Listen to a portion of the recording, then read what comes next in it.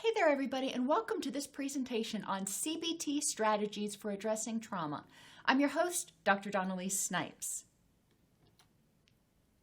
In this presentation, we're going to define trauma and traumatic experiences, identify the goals of trauma recovery, and then describe the steps in processing trauma.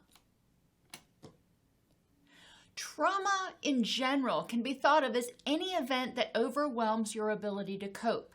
So when somebody dies, that can be traumatic. When we lose our job, that can be traumatic. When we break up, that can be traumatic. So it can be traumatic.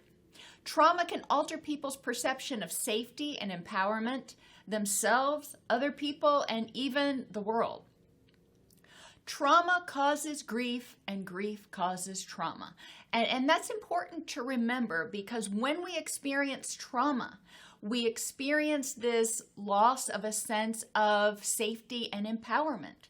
So we may need to grieve that, especially if it permanently alters our perception of the world. If we all of a sudden see the world as a more hostile place, we feel less safe, then we may need to grieve the loss of that notion that we lived in a safe environment. Traumatic injury is mental and physical health problems that develop as a result of trauma.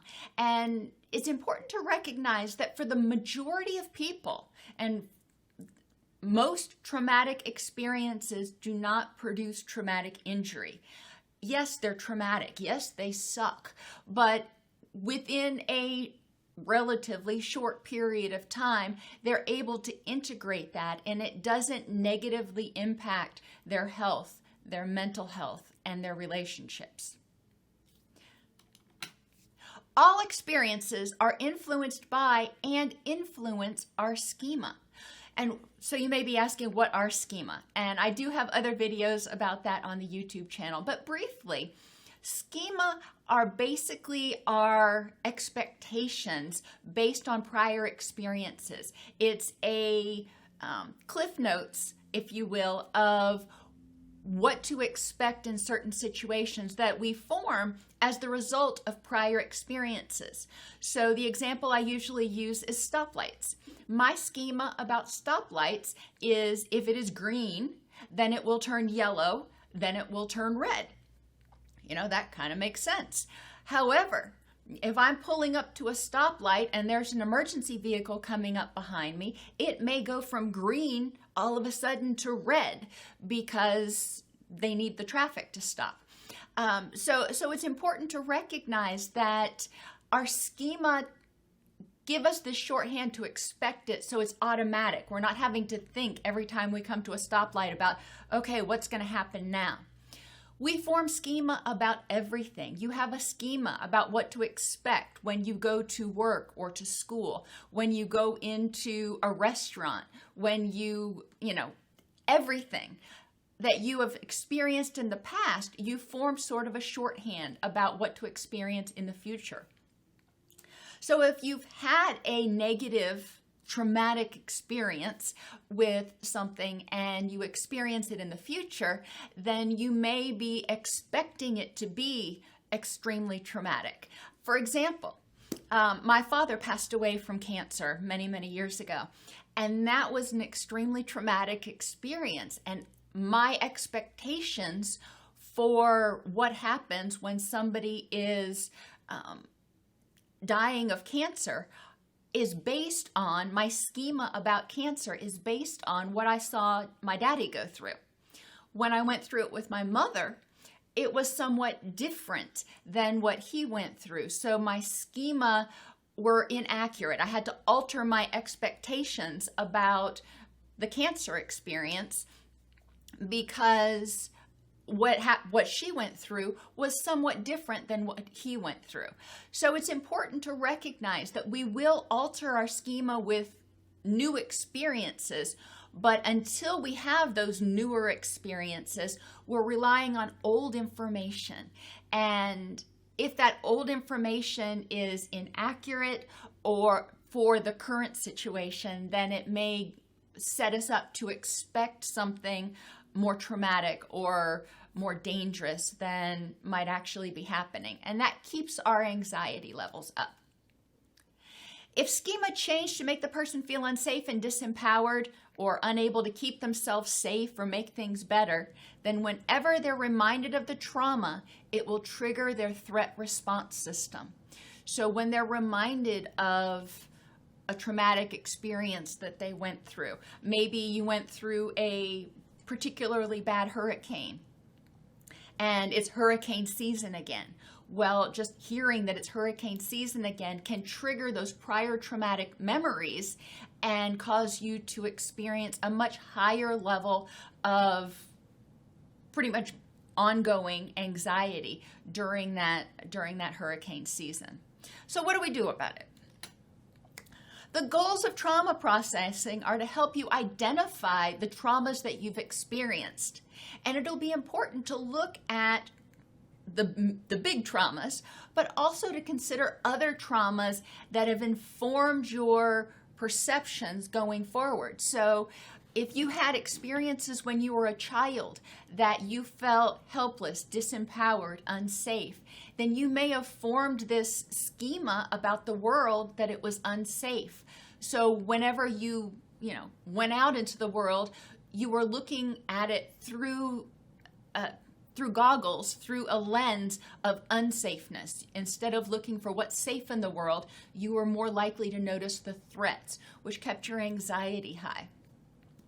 We'll evaluate the memories of the traumas based on the facts, other factors that you may not have considered, and cognitive distortions. When we are going through a trauma, when our HPA axis, our threat response system, is triggered, that is not the time our brain is engaging in this higher order processing, stepping back and going, okay, what are all the factors in this situation? What's my part? We're not in our logical mind. We are in our fight or flight mind. We are in the, I want to survive, get me the heck out of here mind, which means that our perceptions of the situation may not be wholly accurate because we had tunnel vision. We weren't considering the other people that were there, the other factors, etc. Once you evaluate the memories, then you'll acknowledge and integrate the trauma. Some traumas are off. Well, all traumas are awful, but sometimes you can't put, as my mother would say, lipstick on a pig. It was a sucky situation, and there's no way to look back at it and say, okay, let's make this, a happier experience. It just wasn't. So it's important at that point to acknowledge and figure out how to grieve or integrate that trauma into your time going forward. There are other traumas that you may look back at and go, you know what? I've been looking at that all wrong all these years. And maybe I need to reframe what happened. And that happens a lot, especially for traumas that occurred when you were a child or when you were under an exceeding amount of stress, but especially when you were a child, because children think differently than adults do. Children think in all or nothing terms. Children think very personally. So, and I see this a lot with people who grew up in a family where one or more of the caregivers had a substance abuse disorder and ended up either going to jail or abandoning the family or having to go to residential treatment multiple times or, heaven forbid, overdosing. And a lot of those children didn't understand, why would my caregiver choose to use the drugs instead of be with me? They must have loved the drugs more than me. And it's important to go back and really examine the whole situation and help the child recognize, or the adult recognize, that as a child, most of the time, I've never had an experience where it wasn't, but I'm sure somebody can come up with it. But every time I've gone back over it with people, it had nothing to do with the child. It had everything to do with the person with the addiction. and the child just personalized it. So it helped them feel better about themselves as adults and process some of their feelings of anxiety about abandonment once they started to recognize that their caregiver did not abandon them because they were unlovable. Their caregiver, abandoned the situation because, and fill in the blank. There are a lot of reasons it happens. And then explore and address how the trauma is currently impacting you in the present. Things that happened when you were 6, 16, 26. If they're not, even if they are resolved, they're part of your schema. They're part of who you are. If they were not resolved in a positive way, if they left you feeling unsafe and anxious, then that's probably still affecting you in the present. It's still impacting the way you perceive the world and others and even yourself. If you processed the trauma in a different way and you emerged from it feeling empowered and safe, maybe recognizing that, hey, I couldn't prevent this, but I am able to keep myself safe in the future, then that is probably having a different impact on you. Steps in processing the trauma. It's not, you don't want to just sit down and go, okay, here's my trauma, let's go to it. You need to prepare, because the definition of trauma is it overwhelmed your ability to cope. Well, why in the world would you start trying to rip open that wound before you make sure that you have some tools, before you make sure that you have a safety net? So the first thing is to identify, prevent, and mitigate vulnerabilities that may make it more difficult for you to deal with distress. You don't want to be going through this when you're also going through a divorce, when you're also struggling with something else in your life, when you're under the influence of substances or sleep deprived. All of those things can make it more difficult to cope. So those are vulnerabilities. Particular ones that I encourage people to look at: substance use.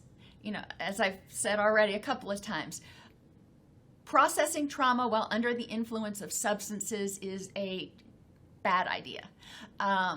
So I encourage people to evaluate where they are with that. Sleep disturbances. You want to make sure that you are already, feeling relatively rested, because this is exhausting work. And you don't want to start out exhausted, because then you're just going to go down, to this completely burnt out place potentially. So making sure that you're rested, making sure that you're not in extreme pain. If you're having a flare-up of your autoimmune issue, if you've got a lot of other pain going on, it may be more difficult to deal with the stuff and focus on what you're dealing with. Affectively, if you have anger or anxiety about other stuff, ideally you really want to be in a place where you are okay. If you're processing trauma, then you're probably experiencing some unpleasant feelings, but you don't want to generally, start ripping open these wounds and processing these traumas when you are at the depths of clinical depression or experiencing panic attacks. If you are experiencing those, it's definitely important to seek help from a medical professional in order to get that stabilized, and they can also guide you through this process. Cognitively, if you are negative and pessimistic, it's important to at least acknowledge that, because when we are in a negative frame of mind, then we tend to notice the threats and the negative in the environment, and it's harder to feel safe and empowered. So it may be important to do some work on adjusting your attitude so you can feel optimistic about the fact or the hope that working through this will help you feel better.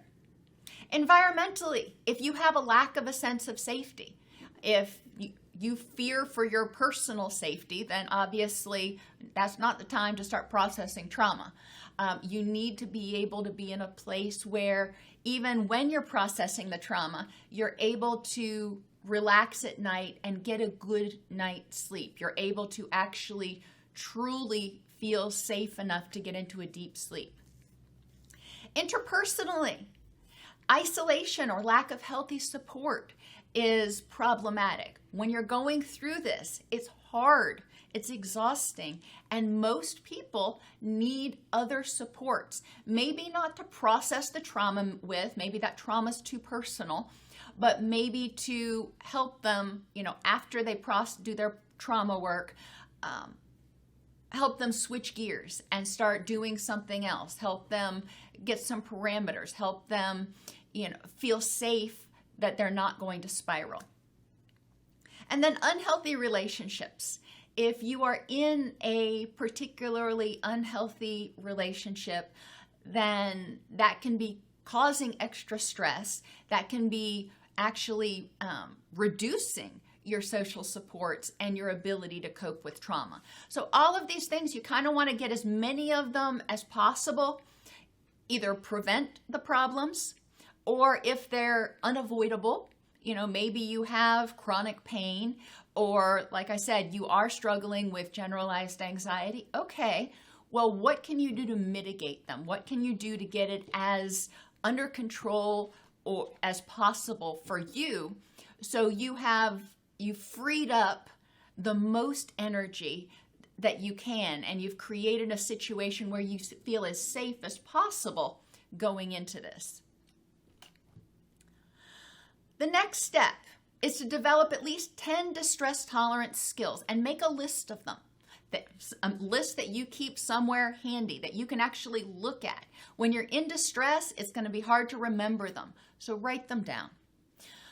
Now, the categories. I use the mnemonic tags to help people remember the things that they can do. Thoughts. Thought stopping is a technique, and there are a lot of different ways to practice thought stopping. You can either tell yourself, no, I'm not going to think about that, or you can, sometimes I'll sing a song, or I'll say the rosary, or I'll just say Hail Marys, whatever. But that helps me with thought stopping, because I'm telling myself I am not going to have that thought right now. Unhooking is another technique where instead of saying, I am depressed, I am unsafe, I say I am having the thought that I am unsafe. I am having the feeling that I am unsafe, because thoughts and feelings change. It's not part of who I am. So unhooking can be helpful.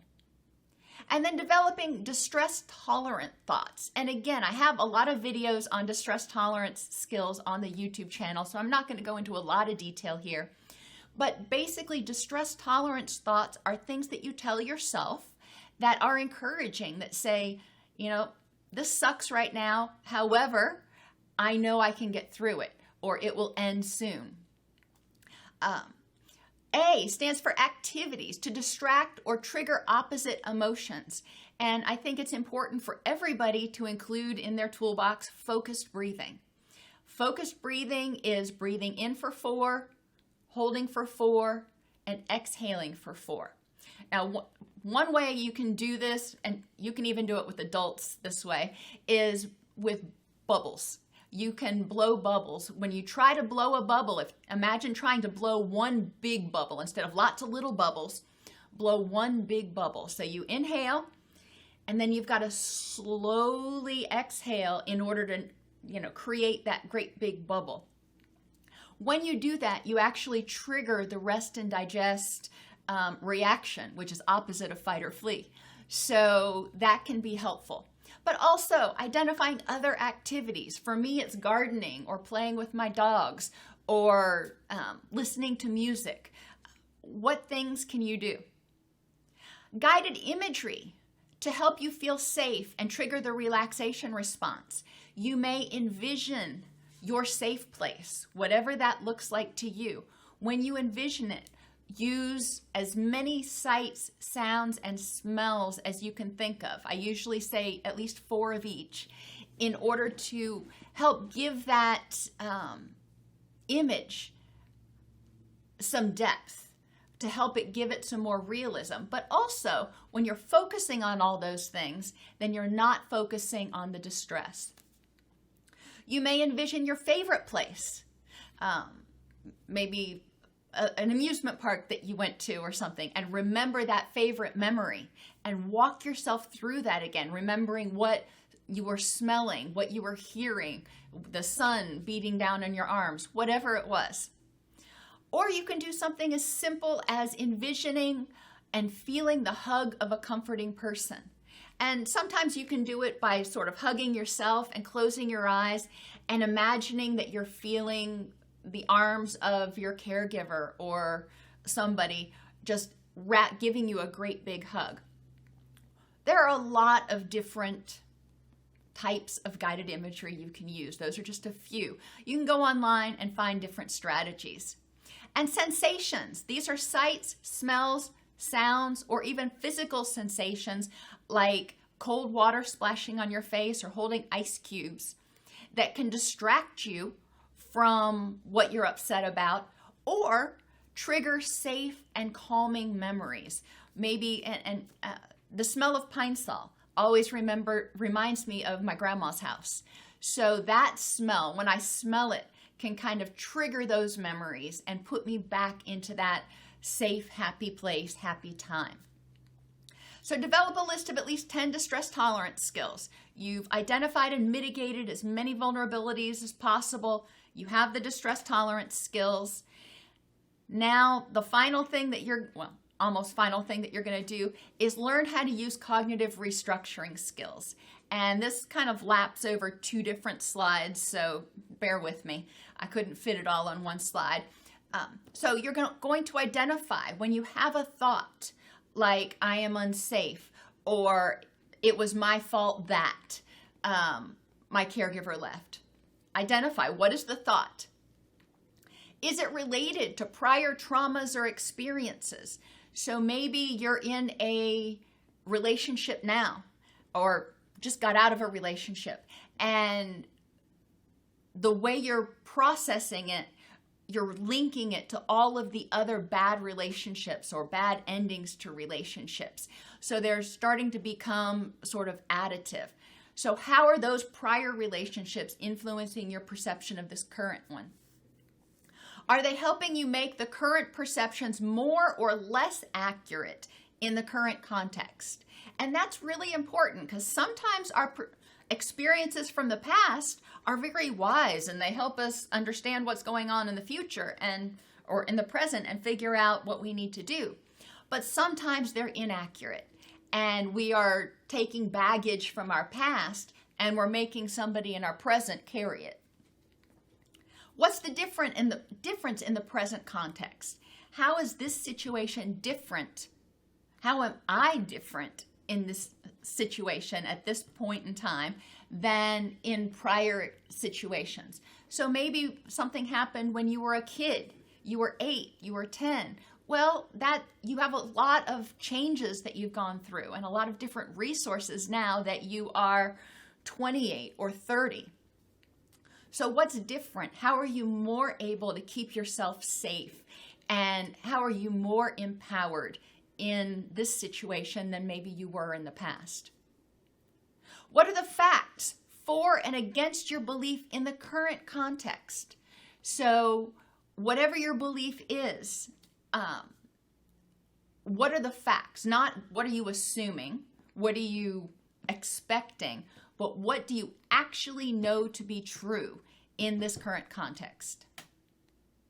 If you're using any of the following unhelpful thinking strategies, restate your thoughts and use the suggestions in parentheses. These are sometimes referred to as cognitive distortions. Mind reading or jumping to conclusions. Counter that with the facts.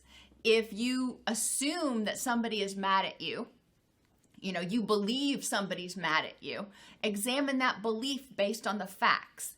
What facts do you have that make you know that that person's mad at you?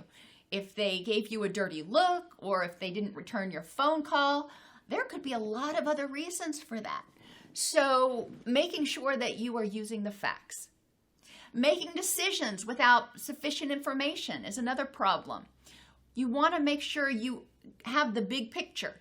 You're looking at the big picture. You don't have tunnel vision, and you're considering all the information that you need to make an informed decision. And then play the tape all the way through on your reactions. If I do this, what's going to be the consequence, not only right now, but a week from now or 6 months from now? Emotional reasoning. Remind yourself that emotions are your smoke alarm. Emotions trigger you to get up and do something. If you are feeling anxious or angry, that's that fight or flight system saying, hey, there might be a problem. Based on prior experiences, based on our schema, this is similar to past situations, so you may want to check it out and see if the same thing is happening again. It's not your brain saying there is a problem and this is happening again. See, there's a slight difference there. All or nothing thinking. It's important to restate using moderate words and identifying exceptions instead of saying every relationship I've ever been in has been a disaster. Saying, I've been in a lot of bad relationships. However, there have been some that have been better than others, and identifying exceptions. Personalization. What are 3 other explanations for what's going on besides you?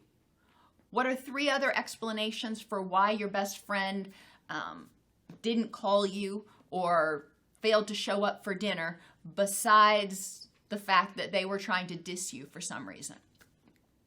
Catastrophizing. Go back to those facts again. Facts are your friends. Based on the facts in this situation, what is the probability of this catastrophe?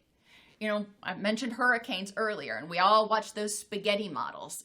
And a lot of those spaghetti models are sort of assumptions, sort of mind reading of the hurricane about what's going on. We don't know for certain exactly what's going to happen. Based on the current facts that we have, what's the probability of catastrophe? And then you can make decisions from there. If it looks like you're getting ready to get slammed with a Category 4 hurricane, then you probably want to get out of there, because catastrophe is possible. Fallacies of control and fate. What parts of this situation can you control, and how can you cope with things that are not in your control? In any situation, well, most situations at least, we cannot control everything. But by the same token, everything is not out of our control. We always have some element of control of either how we react, or sometimes we can even affect the situation itself. So thinking about fallacies of control. If you try to control things that are out of your control, it's like, trying to push against a building to move it. It just ain't going to happen, and you're going to get frustrated and exhausted and feel disempowered and defeated. So focus on what you can control, and then identify what you can do with the rest. And finally, minimizing your strengths or accomplishments. A lot of times people will say, well, anybody would have done that, or it wasn't a big deal, when it was. So giving yourself credit. You don't have to necessarily say it to everybody and their brother, but giving yourself credit, self-talk, saying, I am proud of myself for, I did a good job with, and in order to remind yourself, positive self-talk helps increase our sense of self-esteem, self-empowerment, and safety. And finally, once you have gone through, and I'll just summarize, identify the thought, identify how it's related to prior traumas or experiences, what's different in the present context as opposed to back then, the facts for and against your belief in the current context, and then identified any thinking errors or cognitive distortions, ask yourself, with all this new perspective that I have on this situation, what is the best use of my energy to move toward the things that are important for me in my rich and meaningful life? What is it that is most beneficial? Is holding on to this anger or resentment helpful? Is living in fear helpful? What is it that I can do to help myself feel? How can I use my energy to feel safer and more empowered? All right, finally, the last one. Before you begin, consider doing these activities with a therapist or a spiritual leader. Sometimes when we start processing intense traumas, it can get intense really quickly. So I always advise seeking counsel. Develop a safety plan in case you start feeling overwhelmed. Ask someone, a friend, to be on standby so you can call them if you start feeling like you're spiraling. You may even have them call and check on you in an hour. So, you make sure that there's somebody checking on you. Consider doing it in private, but while other people are home, so you're not alone. Do not do it under the influence, and keep a list of your distress tolerance skills handy. Set a timer so you don't end up starting and then 6 hours later you're still working on it. Set a timer for 30 minutes, an hour. Generally, any more than 2 hours is really too much. But whatever you want to do, and only process one trauma per session. So if you're going to work on the trauma from when you were in 4th grade, then process that, and that's it for the day. That way your brain has time to, reset and process everything that's happened, and you don't get overwhelmed, and you don't get exhausted, and you don't proceed to try to process more traumas and become ineffective at it because you're already too exhausted. All right, so now, processing those traumas you didn't think we'd get here. Write your autobiography. Begin with your first memory. Who is important in your life? Are they supportive and nurturing or toxic? How's your health?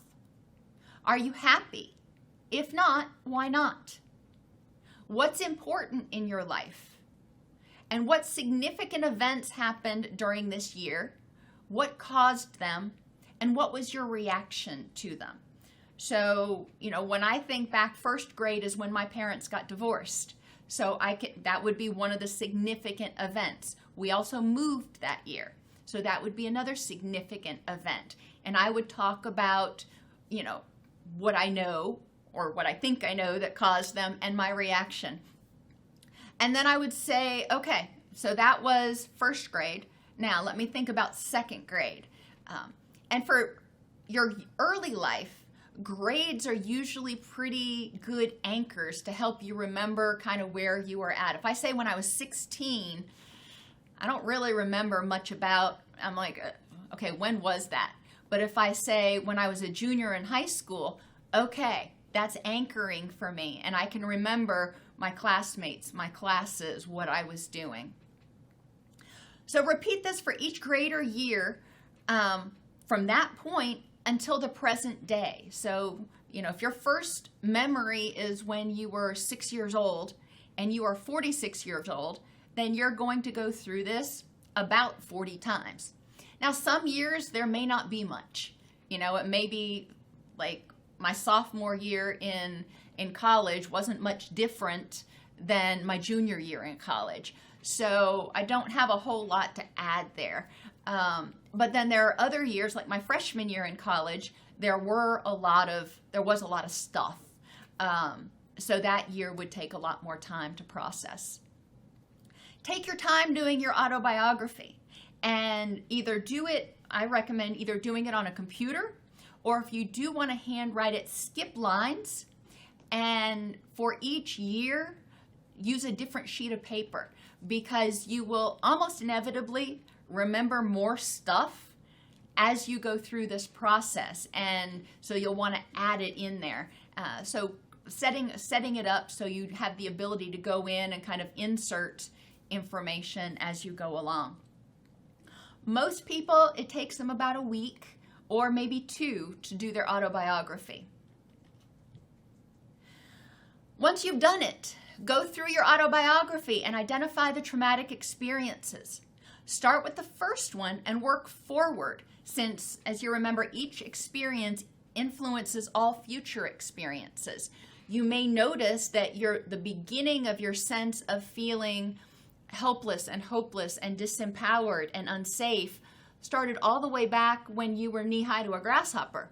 Or maybe it started in high school, but then it negatively influenced how you perceived everything after that. So you want to start at the beginning so you can get some insight as you move forward as to, oh, now I see why this seemed so overwhelming to me because of all these other experiences that I'd already had. Then processing the trauma. And this is another 2-slider, so bear with me. The notes are in the for this are below on the YouTube video. So if you want to copy and paste these onto paper, you can. So processing the trauma. What are the facts of the event? Back to those facts again. So you're just going to write down a narrative. What are your beliefs about the event? So maybe you were in a environment in which maybe your little brother was getting bullied by somebody at school, and you say to yourself, I should have protected him. Maybe you had a caregiver that abandoned you, and you're telling yourself, my belief is that that person didn't love me. Or maybe you were in a relationship, and all of a sudden it broke up, and your belief is that it came from out of the blue. Well, when something comes from out of the blue, it's hard to protect yourself, so it makes you be more hypervigilant. A lot of times, when you start examining the beliefs, you will find that there were other factors at play. I should have protected him. Well, why didn't you? What kept you from doing that? You were another kid. Your little brother was 9 and you were 10. You were in different grades. You were in a whole different school. I don't know. But there are often a lot of reasons that you didn't consider at that point in time. You feel guilty today for what happened, but in retrospect, maybe it's not really realistic to have expected that you would have been able to protect him. The person did not love me. We talked about that earlier. A lot of times what people do is more reflective of their stuff than your stuff. So examining, why did your caregiver abandon the family? Do you know? What are the facts that you have that support that it was about you versus about them and their inadequacies? And then it came from out of the blue.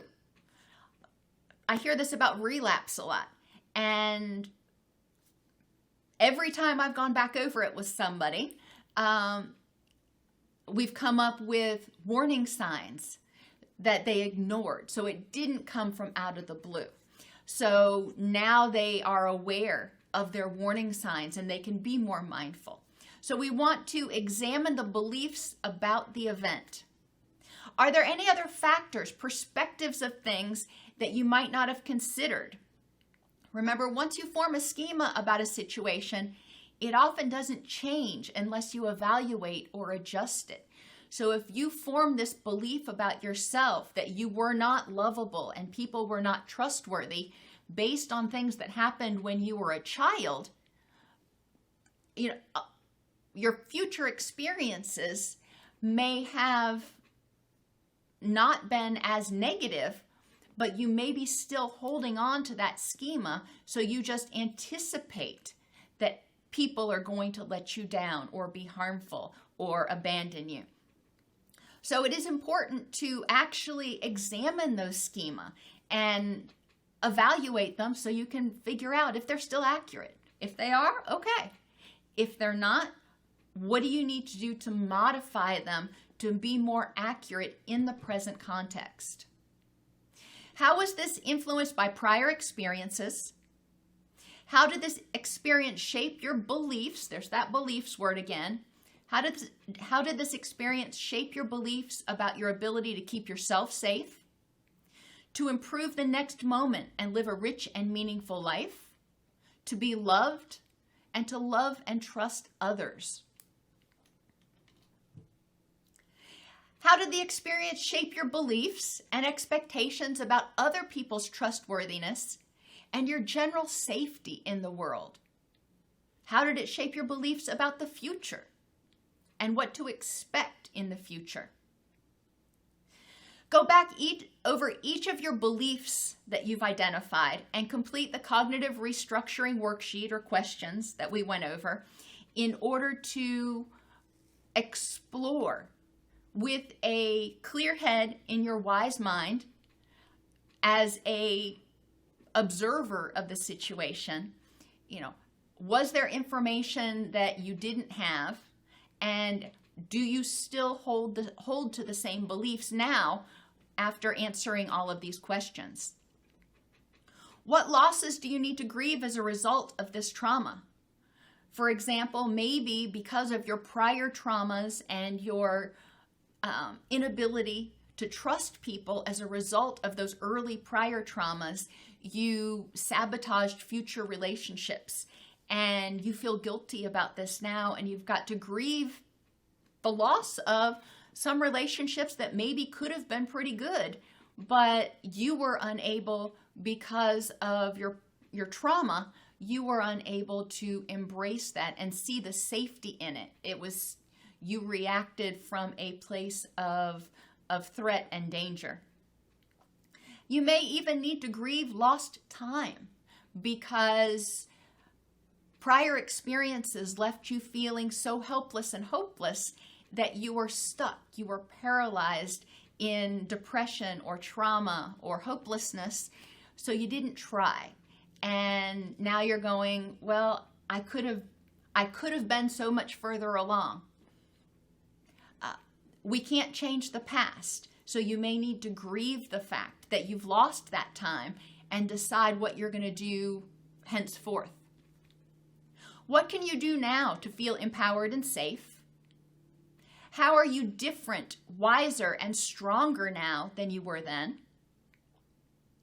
How is this event influencing you in the present? Your health, your mood, your attitude, whether you're negative or positive, and your relationships. This experience is part of who you are. How can you use it to help you become more like the person you want to be? And as I said earlier, some traumas, like I had a dog that got hit by a car, and that was extraordinarily traumatic for me. Our animals are part of our family, and there is no way to put lipstick on a pig with that one. There's no way to make it a happy thing. The only way I can integrate it, or I could integrate it, is by recognizing, okay, what can I do in the future to prevent that from happening? And remembering all of the positives that Kenny brought into our life when he was with us. That's how I chose to integrate it. You'll figure out what you need to do. And a therapist can help you figure out how to integrate these and process the grief and the losses. Trauma can be insidious because unresolved, it can negatively impact your sense of safety and empowerment. When it's effectively resolved, you'll have a better idea of what happened, what your role actually was, losses and other traumas that need to be grieved as a result of the experience, and how you can integrate that experience in a way that can help you move forward toward a rich and meaningful life. Again, remember, I'm going to put the notes for this in the video notes for the YouTube video, so if you want to copy and paste some of those discussion or thinking prompts, you can. Thank you for being with me.